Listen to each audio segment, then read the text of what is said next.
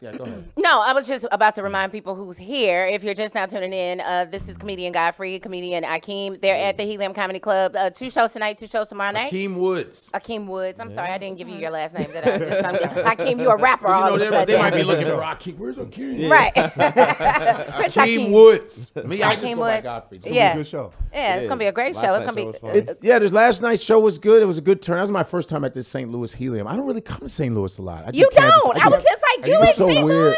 What is that all about? We're a big comedy city. No, Kansas City I come to all the time, every year. Kansas City Improv. Right St. Louis.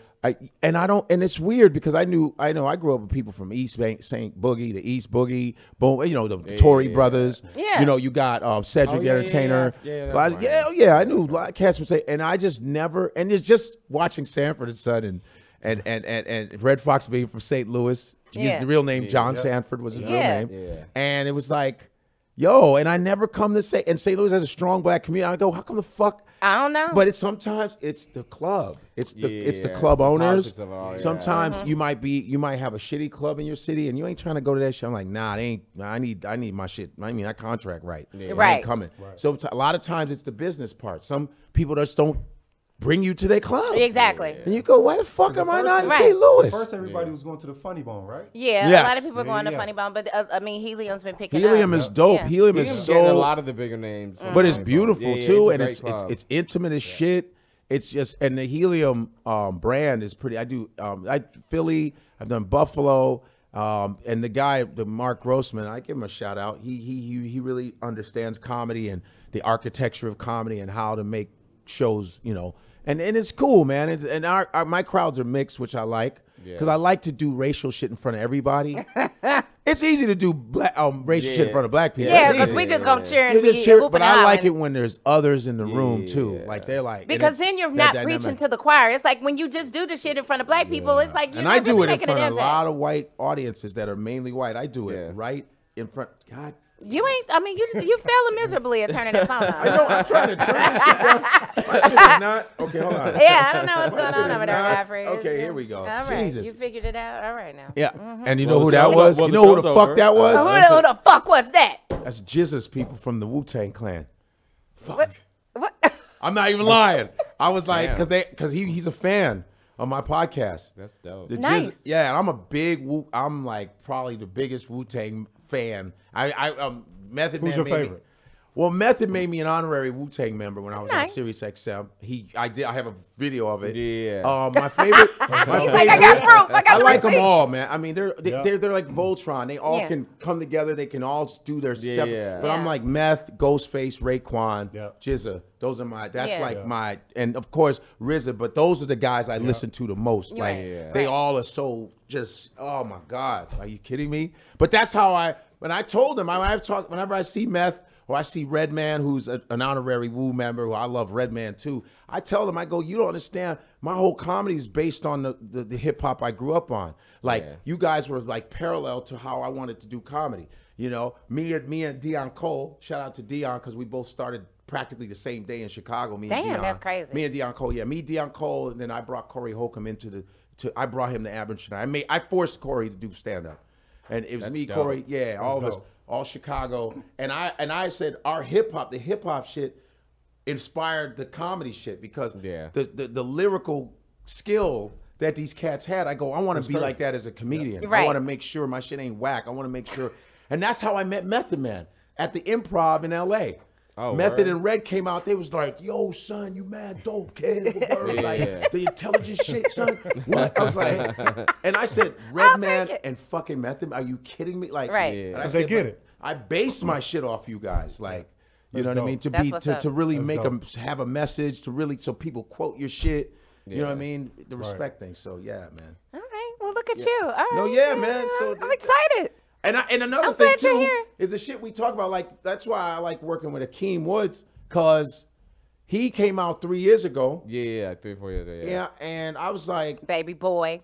And that's a good thing, because he fucks with people in the audience. Yeah. He goes in, and it's nice to see, like, it's because it's because with the homophobia thing and the black community, that's it's weird, really. It's like your musical director at church is gay. Stop playing. But it's almost overboard where you go, why are you so angry? Right. It's always suspect to me because it's like the people who are like, because people have this weird opinion about like if you're friends with somebody gay, you hang out with somebody, oh my God, you must also be gay. I'm like, nigga, that's not how any of this works. Like, I've been hanging out with straight people my whole life. It never rubbed off. Like, so why do y'all think if you hang out with a gay dude that you could they're just people. You're friends with them for whatever reason. Right. People who are like really, really, really, really homophobic, it's because they think that you could turn them gay. It's because, nigga, you might be a little gay. Right. Like, if you think that hanging out with a gay dude is going to make you gay, you probably want to suck some dick. And, like, that's... and if that's the over case... yourself, And if that's the case, let me know. But, like, what I'm trying to say is, like...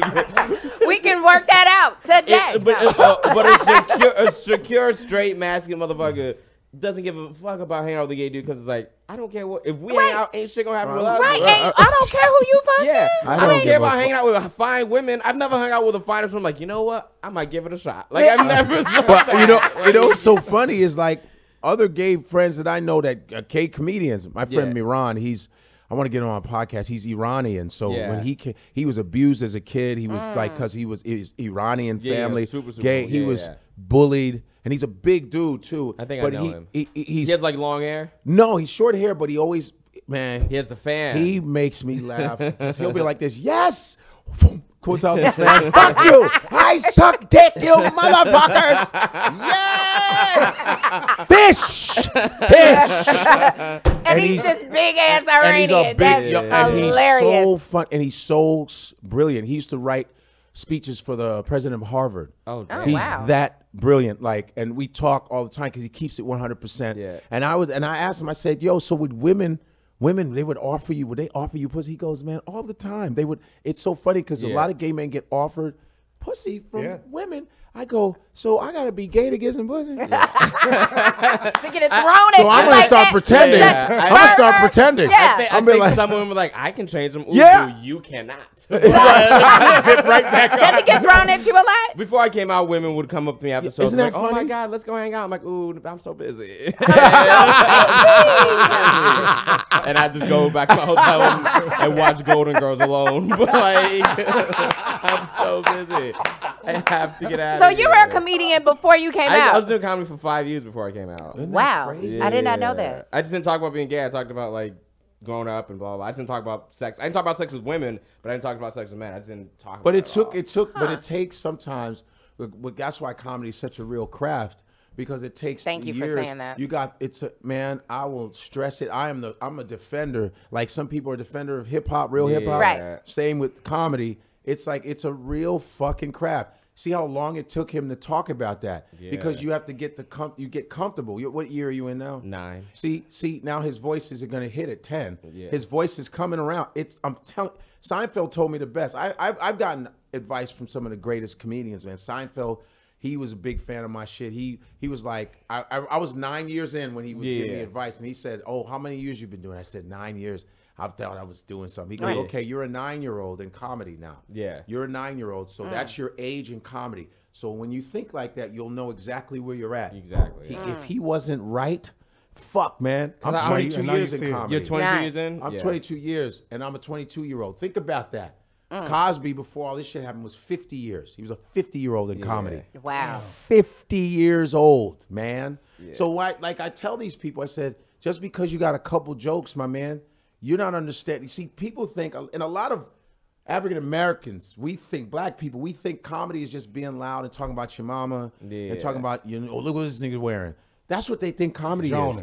It's just that's an aspect of it. That's a small. That's how you deal with hecklers. Comics like that, I'm like, what? But they've been doing it for a while. I'm like, and you're still doing these? You're still, You're talking about food stamp and cockroaches. Like, really? You don't got nothing else in your house? You ain't got nothing else to talk about. And what's scary is you'll go do one of these colleges. Yeah. Do one of these colleges, and it's all these black students. They don't know what the fuck a food stamp is. They go, my father's a lawyer. My mom's a surgeon. What are you talking about? Right. What about that new generation of black people that have money? What are you talking about, bro? They go syrup sandwiches. I use syrup on my waffles. Right.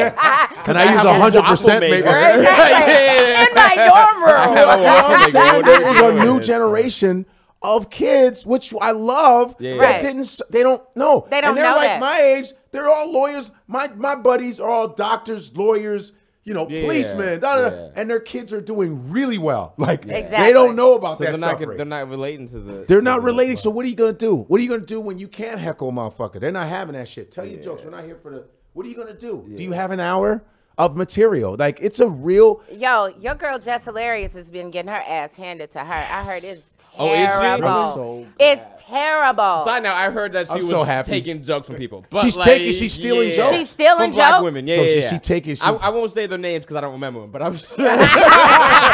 I'm petty as shit. If I remember it, I'll tell you. I'm telling it, bitch. I heard that she was horrible. Like I heard, like a good friend of mine walked out of her show, and I've been hearing nothing but terrible shit. She doesn't have the time, and she's so arrogant. But I'm really, really upset at these people because I am a fan of real comedy. Like I'm a fan of the whole thing, and when I see people like her, I'm just disappointed because I'm like, at least respect the craft enough to study it, to work at it. Money, because like comedy clubs, unfortunately, they don't give a fuck. They're like, you have 300,000 followers on Instagram.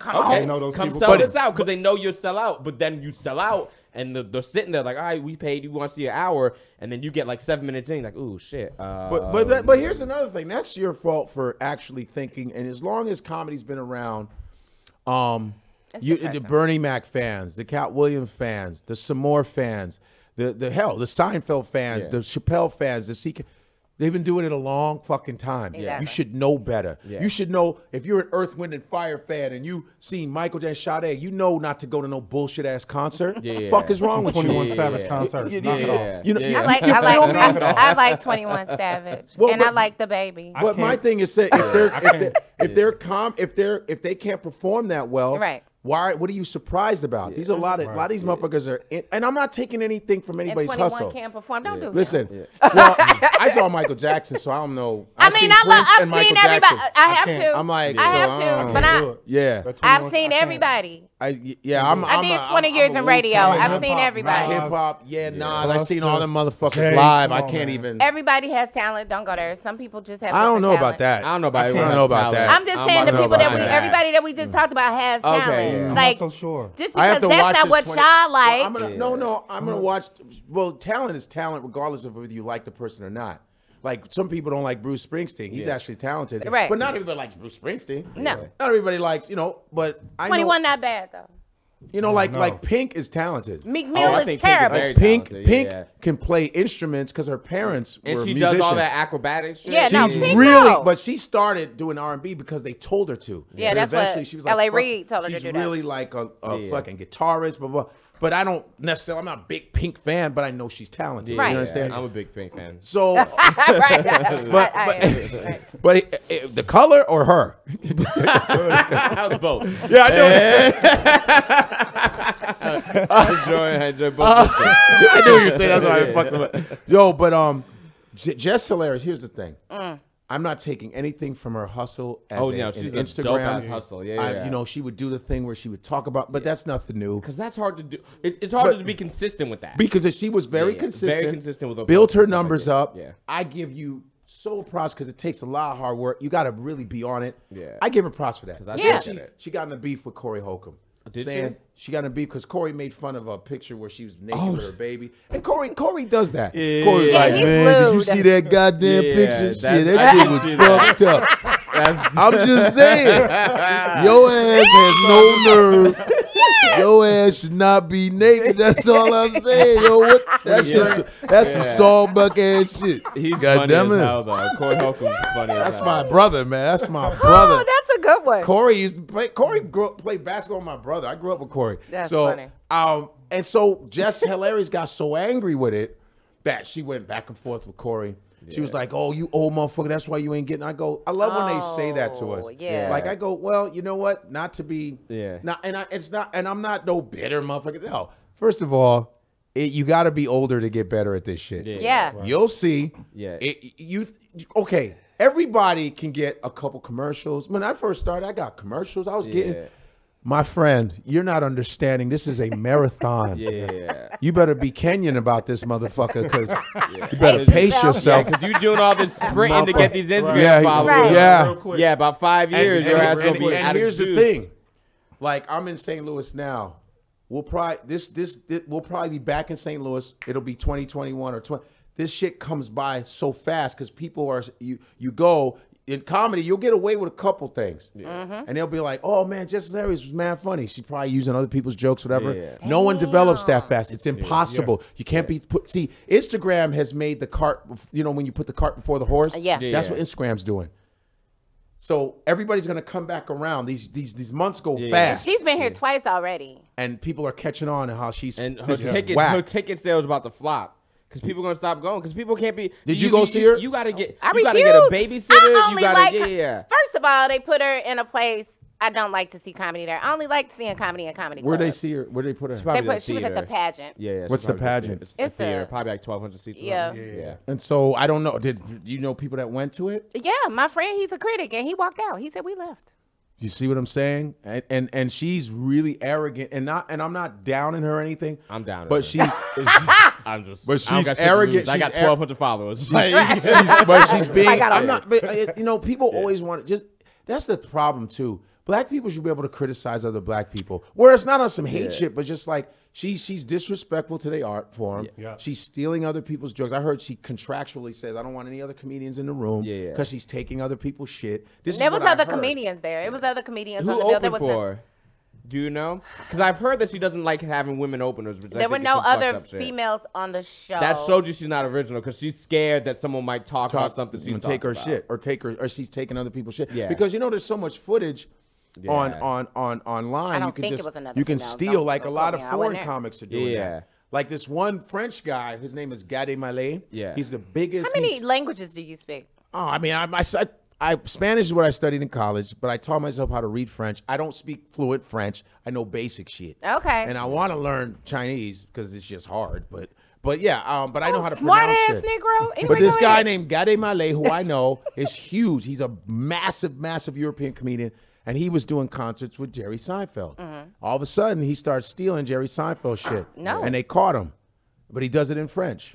And then they matched the videos up together. There's a chick who did it. I don't remember her name. Spanish chick. She did the same thing with Preacher Lawson. My buddy Preacher was on AGT. Preacher. She took every set that he did on AGT. She took and did it for a Spanish Comedy Central Presents. Stop playing. One of Preacher's fans speak Spanish, and he posted the link. Preacher posted it. Comedy Central took it. What's her girl? Is she in a church?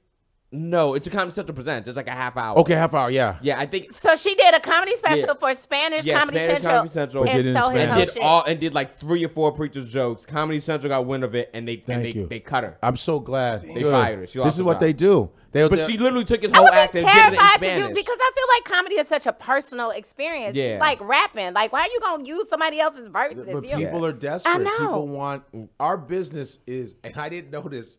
I was telling this when I was driving up here.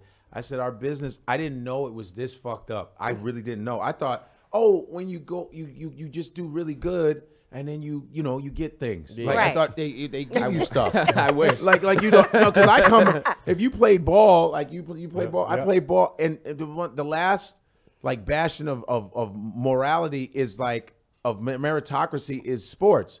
That's what I love about sports. If you suck, they trade you. If you suck, you sit down. If you're good, you play. It's just he's great. He brings the numbers. She's great. She brings the numbers. You play. Yeah. But this business, they will take a mediocre motherfucker that they can control. That they can control. And then if you, oh my God, because you've had experience with radio, and it has nothing to do. The Sirius XM where I got fired. Yeah, it has nothing to do with performance. It has nothing to do with popularity, your numbers. If they don't like you, they will. It's just like bye. I got fired. I was offered the show on Sirius XM channel 126 Urban View. I was offered Karen Hunter. She offered, because I would just come on the show, do Funny Fridays, and leave. Right. And then when I was on the road, people say, "Man, we love when you come on there." I said, "Oh, cool, whatever." And then Karen's like, "Hey, man, you ever do radio?" I said, "I do my friends' shows and stuff." She said, you should think about it. And I was like, "Radio, huh?" She goes, on our channel." I said, It's an African-American channel, but you guys are like conservative. Like you guys, that Black Caucus shit. I think that shit is corny. You know what I mean? Because you guys talk about the same shit and nothing's really getting done and everybody's getting paid. So I'm like, man, I said, she goes, no, you should be on the channel. I said, and I warned, I said, are you sure you want me on the channel? Yeah. I said it over and over. Yeah. I said, this is what I am. I travel on the weekends. Yeah. I'm a comedian. I'm not a journalist. I'm not none of that. I don't wear suits. Yeah. I like wearing cool sneakers, dope T-shirts, and fucking telling dope jokes. That's what I like to do. Yeah. And she was like, oh, no. I said, all right. That's the brand we want. And I said, okay. Right. And then I had an hour. I had the power hour. And then 10 months later, everybody was calling and said, Godfrey needs more time. Everybody was calling out, Godfrey needs more time. They said, do you want to do 2 hours? I said, what the fuck? What is that? I don't know. Whatever it was heavy. Moving something. Yeah, but right. The black reaction's like, fuck is wrong with Alrighty, guys. We're just leaving shit blank for a while. We come back. We come back like, we good? Are not for them. Like, right. No, well, that's black area. Shit. What's going on? Fuck a podcast. Fuck ratings. Right, we don't even say bad. Just they'll be like this in St. Louis. So, what was I saying? About they wanted you to do 2 hours. Yeah. And then so I got the prime time spot, 6 to 8, and I was like, what? You got prime time, so that's traffic. People in LA, 3 to New York. Yeah. So they were like, man. So they said, can you do 2 hours? I said, yeah, I can do 2 hours. Yeah. So man, our show literally hit the. You thought we were sprinting. They thought we were on steroids. We was killing it. Like, and I was doing black facts every week. I had the black fact, like the Aflac duck. I said black fact, that type of shit. And I was doing black facts. We did that. I did vocabulary words because I love vocabulary words. I love dictionaries because I just love dictionaries. I don't know. I'm crazy. But I love dictionaries. My father would always make me look up shit in the dictionary. Then as soon as you asked what does something mean, he said, get it out the dictionary. I was like, lexicographers or dictionary makers. Yeah. So I was like, that dude. I love dictionaries. Yeah. And so I was doing that. And, and the way I was attacking things, I said, like one time I did an episode where I said, yo, man, and a lot of people, I was talking about swimming, and people was like, I can't swim. I go, man, how the fuck y'all can't swim, but you always at a pool party? Because don't nobody get in the pool. Motherfucker be dancing right next to the edge of the pool. Don't push me, don't push me, don't push me. You push me, I'm gonna die with this. Push me, don't push me. Hey, I'm just saying. But I'm like, why don't you know how to swim? Like, what is that? And, there was the historical thing about if slaves were afraid to swim because they said if you try to jump off the ship and swim, we'll kill you, and that's what brought the fear. Whatever. I was like, so I did that episode, and I had people calling me going, hey man, I'm 50-some years old, I'm 60-some years old, and I've started taking swimming lessons. Me and my whole group of friends, we started taking swimming lessons, man. That's that was old black people. Yeah, they were like, that was the off white people. They said that. Getting in the pool and shit. Right. Like, black white. I mean, you never know. This government will find ways to get us. Like, they can't swim. Let's start flooding their shit. Yeah. Like keep the dams up. Like New Orleans. Yeah. Like don't fix those dams. Now half the people that couldn't swim, water surrounds this planet, 80% of it, and you can't swim. Right. The fuck are you thinking? I go, instead of thinking of swimming as fun, think of swimming as an emergency. Yep. Right. And then that's when I got people swimming and all this stuff I did. Then I get fired for like saying something to some employee because he was being rude to a subscriber. I really believe it was some fucking inside shit. I believe. Are you serious? I believe they were gonna fire you anyway. They just needed a reason. But because my show was taking over that shit, it was we were coming. And it's always like they would rather like just cut off their nose to spite their face. It's so strange. It's really, really strange. And they'll bring you in just to shit on you. Yeah. Some people will bring you in just to show you, I want to control you. Yeah. But it's all good, though. I was like, all right, keep it moving. People are like, man, you should be back on. That shit is whack now. Oh, yep, that's how it goes. You know what?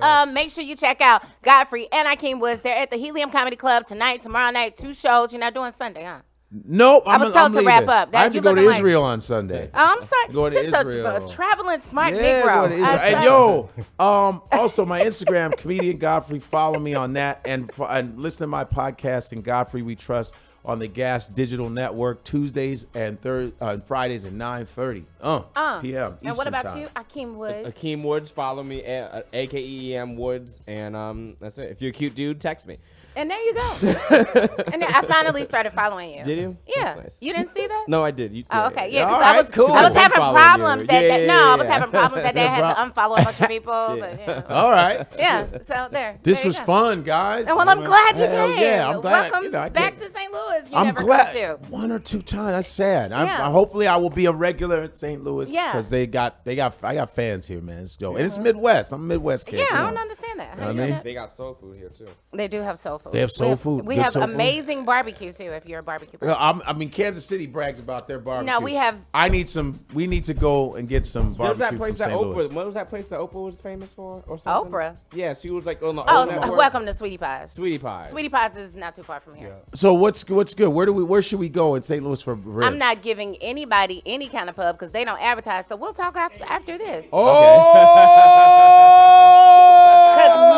Fuck y'all. Fuck y'all. Bitches. Make sure you That's come what you in get. this That's what you weekend. get. All No right. advertising No. for you bitches. Okay, and there you go. Well, thank you guys so much. I had so much fun. Thank you for tuning in. I'll talk to you on Monday for Lil Homie Monday. Holla. The Static Podcast is brought to you by the Hester Group, a law office with a 12-year proven track record of success. Now listen, if you've been involved in a serious car accident, you have injuries, your car is a wreck, you need to contact them because they can get you paid today.